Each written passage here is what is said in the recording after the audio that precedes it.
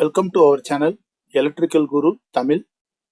நம்ம இன்னைக்கு இந்த வீடியோல என்ன சப்ஜெக்ட் பார்க்க போறோம் அப்படின்னம்னா EE 3602 power system operation and control 21 regulation third year 6th semester. இந்த சப்ஜெக்டோட இம்பார்ட்டன்ட் கொஸ்டின் தான் பார்க்க போறோம். நம்ம வீடியோக்குள்ள போறதுக்கு முன்னாடி நிறைய சப்ஸ்கிரைபர் கமெண்ட்ஸ்ல கேட்டிருந்தீங்க பவர் சிஸ்டம் ஆப்ரேஷன் கண்ட்ரோலோட இம்பார்ட்டன்ட் கொஸ்டின் போடுங்க அப்படின்னு சொல்லிட்டு. ஸோ அதுக்காக தான் என்ன பண்ணியிருக்கோம் அப்படின்னம்னா ஆல்ரெடி இந்த சப்ஜெக்ட்டுக்கு வந்து ஒரு 3 வீடியோ நான் போட்டிருக்கிறேன் இம்பார்ட்டன்ட் கொஸ்டின்ஸ்.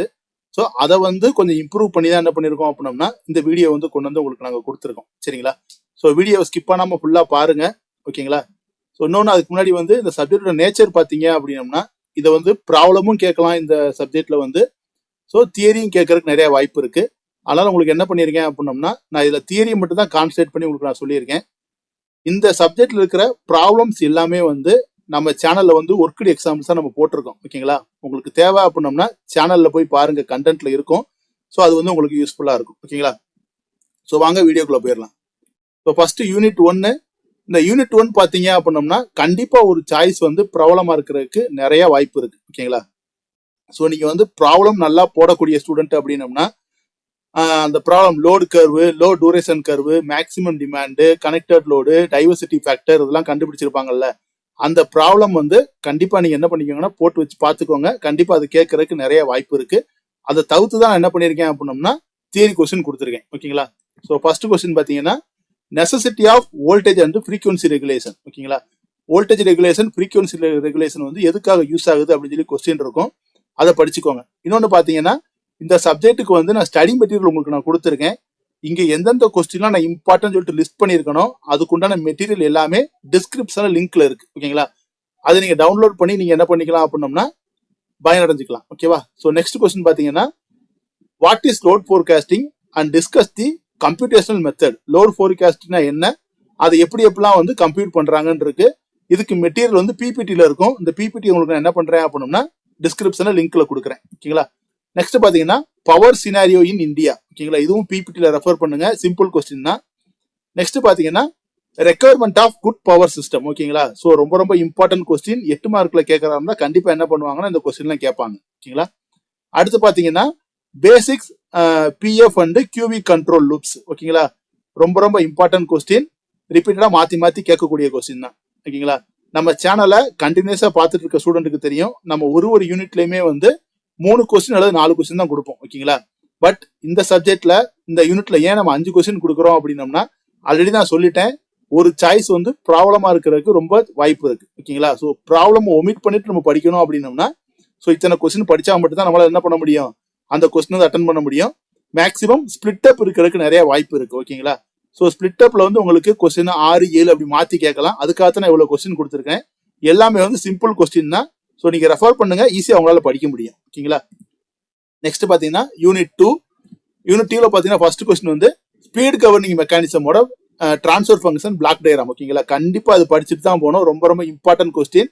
உங்களுக்கு வந்து அது புரியலனா கூட என்ன பண்ணிட்டு போயிருங்க, மனப்பாடம் பண்ணிட்டு போயிருங்க. ஓகேங்களா? நெக்ஸ்ட் பாத்தீங்கன்னா சிங்கிள் ஏரியா சிஸ்டம். ஓகேங்களா? இதுல பாத்தீங்கன்னா கண்ட்ரோல்டு கேஸ், அன்கண்ட்ரோல்டு கேஸ் அந்த மாதிரிலாம் இருக்கும். அதை கண்டிப்பா நீங்க படிச்சுக்கோங்க. ரொம்ப ரொம்ப இம்பார்ட்டன்ட்.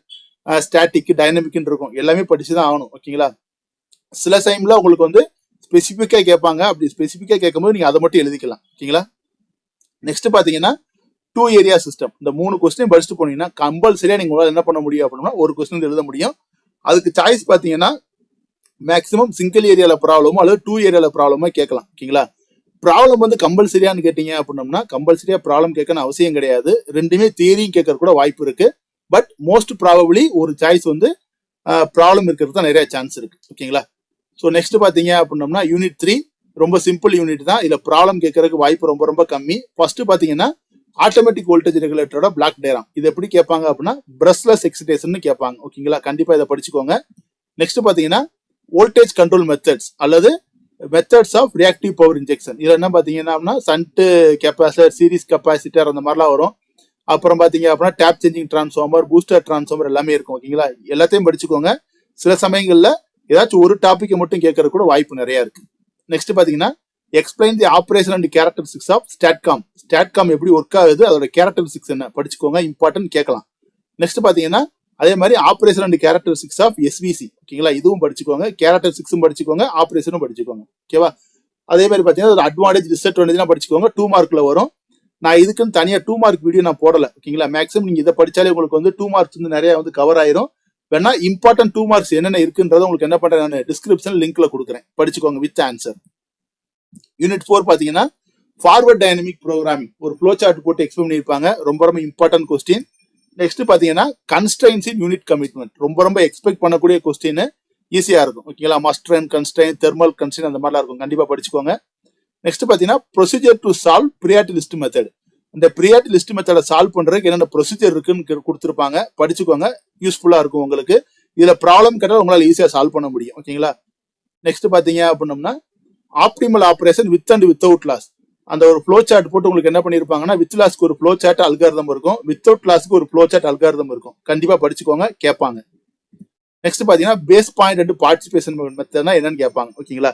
இதுல பாத்தீங்கன்னா கண்டிப்பா ஒரு சாய்ஸ் வந்து எக்கனாமிக் டிஸ்பேச்ல வித் லாஸ் இல்ல வித்தவுட் லாஸ்ல ப்ராப்ளம் கேட்கறதுக்கு நிறைய வாய்ப்பு இருக்கு.